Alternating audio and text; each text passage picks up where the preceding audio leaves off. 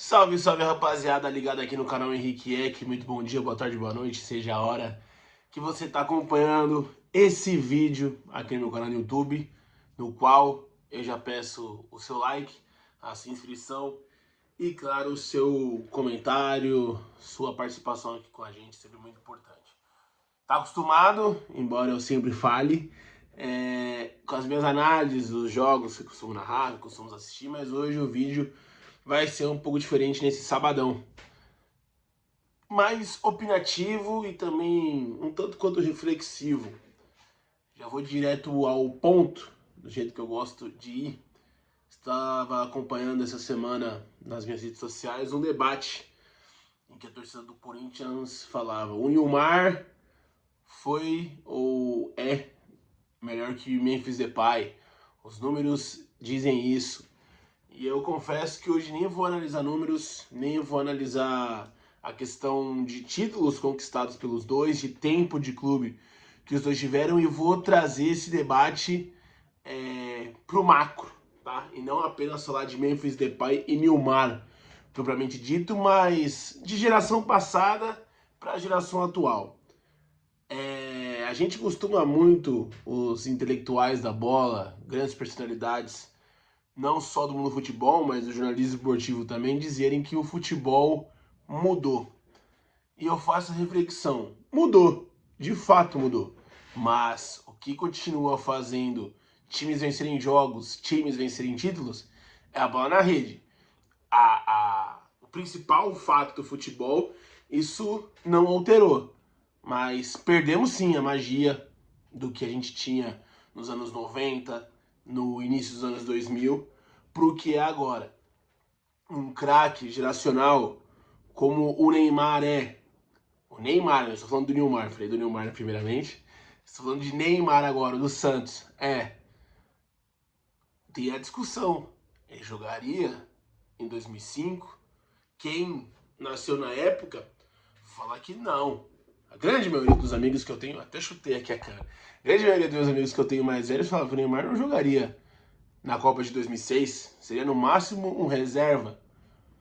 A minha geração, que viu o futebol nascer, mesmo com essa cara de acabada, eu sou 99, então em 2010, quando o Neymar surgiu de fato, eu só tinha quase 11 anos de idade, é a primeira geração que eu realmente peguei do início ao fim, né? Hoje o Neymar mais próximo do fim de carreira,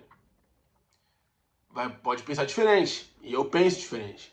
Eu acho que naquele elenco, naquele time de 2006, ele poderia atuar. Mas você entende que a minha geração, assim, vai de 95 a 2005, quem nasceu nessa entre-safra, vamos colocar essa palavra que muita gente gosta de usar no futebol, tem essa certa dificuldade porque a gente viu a magia.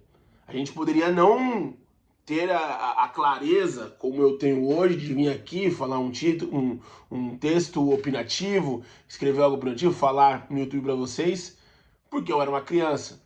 Mas eu lembro dos chapéus do Ronaldinho, chapéus ou chapéus? Aí me pegou, hein? Ai, jornalista errando essa palavra é complicado, mas assim, vocês entenderam o foco.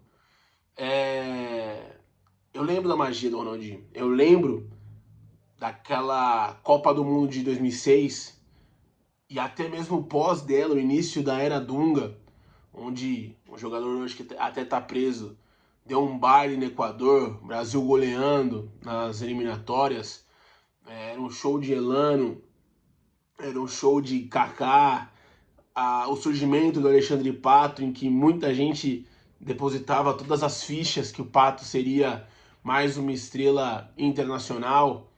E eu fico me perguntando, onde foi que o futebol brasileiro perdeu esse encanto?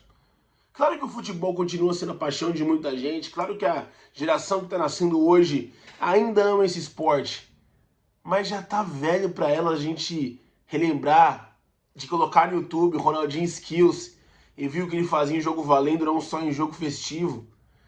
Entende que esse debate entre, vou voltar pro início do vídeo, entre Nilmar e Memphis, que foi o que me despertou isso a trazer pela torcida do Corinthians, a gente consegue trazer para uma esfera muito maior, uma esfera de uma questão geracional mesmo. O Nilmar foi um baita jogador, o Nilmar foi reserva da Copa do Mundo de 2010. Ele já jogando no Vila Real, após a saída dele do Corinthians, já tinha passado pelo Internacional em 2009, se eu não estou enganado.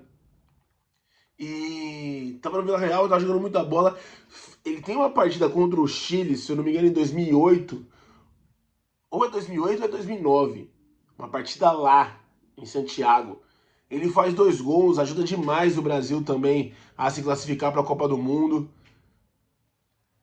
Em matéria de nome, em matéria do que ele representou, não só para o país dele, né? Que eu vou voltar ao caso do Memphis, mas como jogador de fato, para mim é muito fácil analisar por números, por dados, que o Memphis foi maior que o Nilmar. Nilmar, tá? Porque eu falei de Neymar, Nilmar vai dar essa confusão hoje. Estou falando de Nilmar agora, ex-Corinthians. O Memphis foi o melhor. O Memphis é melhor. Em números, em gols, em relevância para o futebol atual. O Memphis hoje, não estou falando apenas de futebol brasileiro não, tá? Estou falando em questão de mídia internacional. Eu não estou falando que ele é um dos top 10 melhor do mundo. Pelo amor de Deus, entendam o que eu estou querendo dizer. Mas como mídia, como um cara que defende as cores da sua seleção, ele, do mesmo jeito que o brasileiro defende o Neymar, né, por ser o maior artilheiro da seleção, até mesmo mais gols que o Pelé, o holandês vai falar a mesma coisa. Numa seleção que a gente já teve, vou pegar só dos que eu vi, tá? Van Nistelrooy, Van Persie, Robin, o Kwilt. Seleção da Holanda sempre também teve grandes centroavantes. Isso que eu posso voltar lá atrás, geração do meu pai, falar de Van Basten e tudo mais. O maior artilheiro é o Memphis. Do mesmo jeito que o Neymar é o maior artilheiro. Mas eles jogariam lá atrás? O Memphis, no linguajar da bola, engraxaria a chuteira do Van Nistelrooy? Não engraxa. O Neymar, você vai colocar, pode colocar no mesmo patamar. Mas seria titular no lugar do Ronaldo ou do Ronaldinho em 2006? Eu acho que jogaria junto. Não vou negar. Então esse debate ele é muito macro. No Corinthians, que é o foco, né, do debate, o Memphis, querendo ou não, mesmo em menos tempo, já tem mais títulos que o Nilmar. Só que o Memphis encantou nesse tempo do Corinthians. O futebol do Memphis é um futebol que encanta o imaginário das pessoas, ou ele tá no imaginário das pessoas pela sua mídia, pela sua ação mais fora de campo, dentro de campo, suas ações com o clube, música, bom, e enfim. Encantando jogando futebol. O Nilmar fez uma dupla com o Tevez que marca a geração até hoje, que é a minha geração, os 5 anos de idade. Era uma dupla de ataque que até quem não era corintiano sabia. Um quarteto que poucas vezes jogaram juntos, mas todo mundo escala desse jeito, que é Carlos Alberto, Roger, Nilmar e Tevez. Esse time jogou junto realmente 4 vezes apenas na história.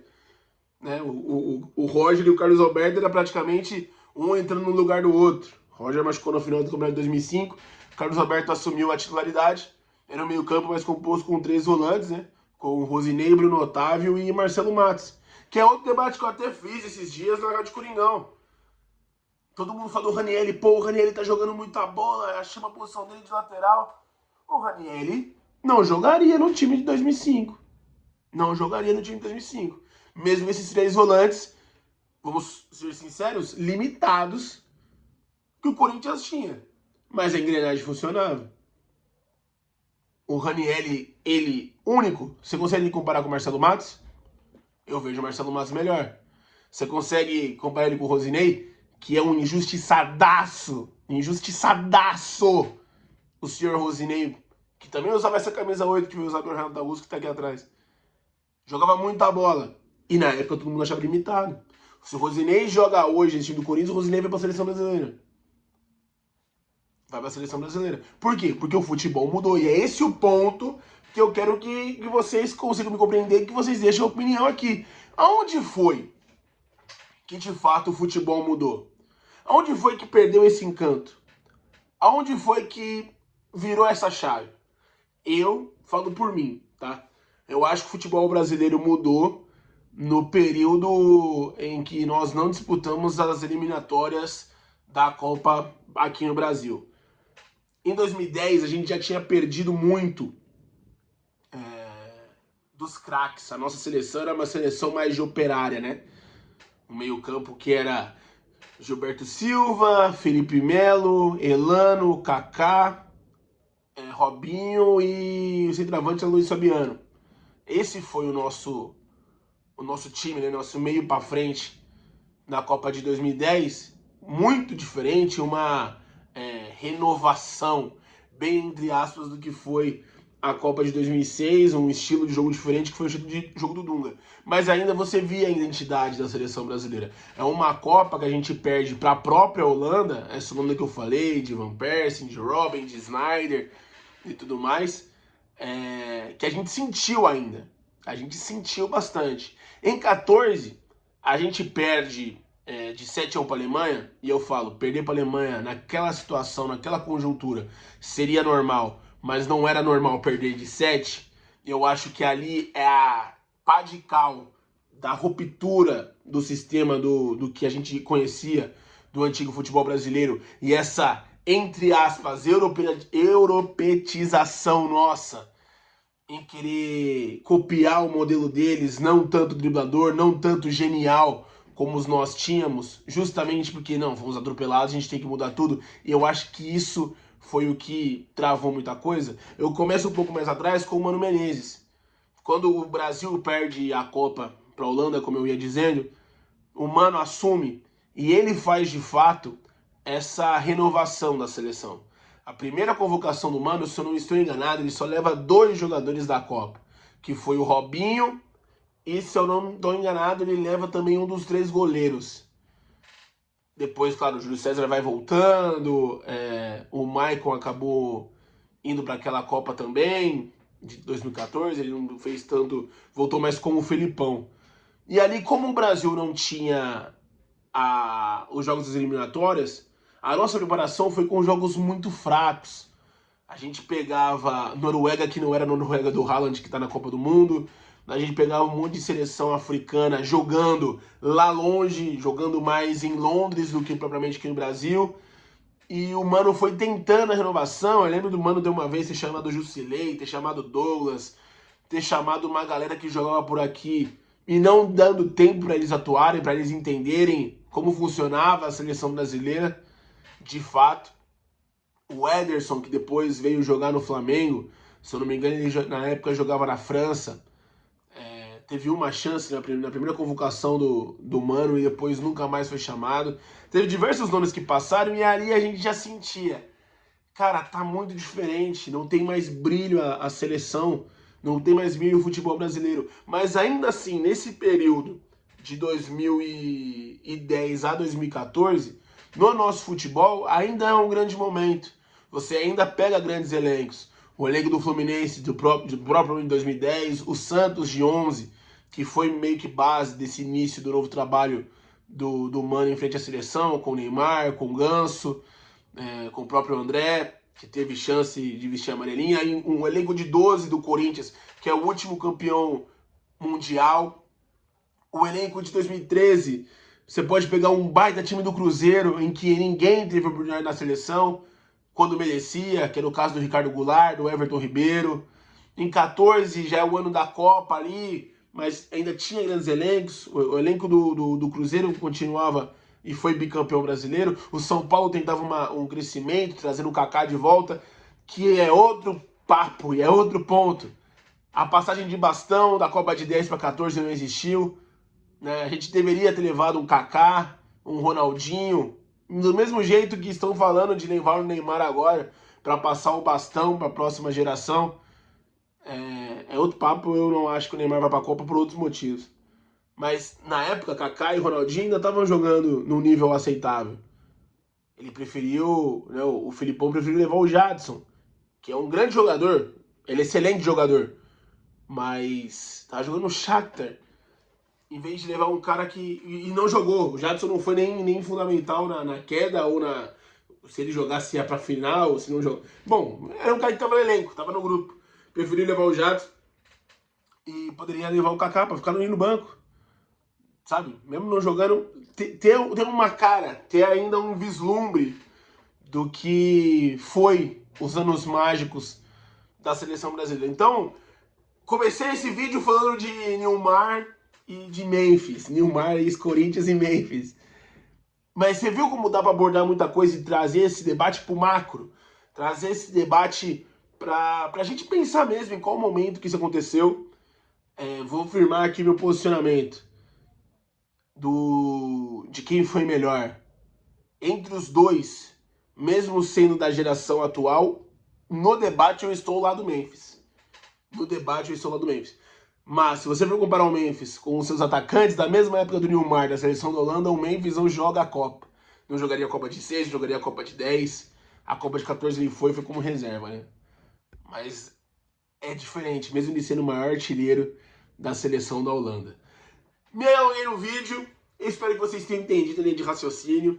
Se não entendeu, manda nos comentários. Se entendeu e discorda, manda nos comentários. Se entendeu e concorda, mande também nos comentários, que eu acho que esse debate é muito bom para as gerações que estão vindo. Eu já estou ficando para minha terceira geração já de conhecer futebol. Primeira geração, a primeira que eu assisti, né? Esses jogadores que tanto que eu falei, Ronaldinho, Ronaldo, seleção brasileira voando. A seleção que eu vi nascer, que é o Neymar, é o Ganso, que não deu muita oportunidade, Felipe Coutinho, enfim.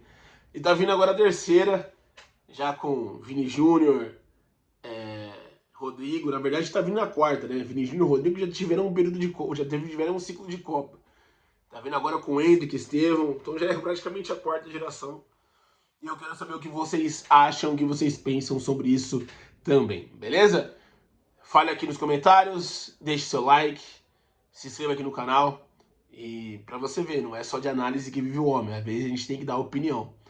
E a opinião tá dada sobre as mudanças em si do futebol como um todo, mas o importante é sempre a bola na rede, o famoso bate-faz. Fique com Deus, até a próxima. Tchau.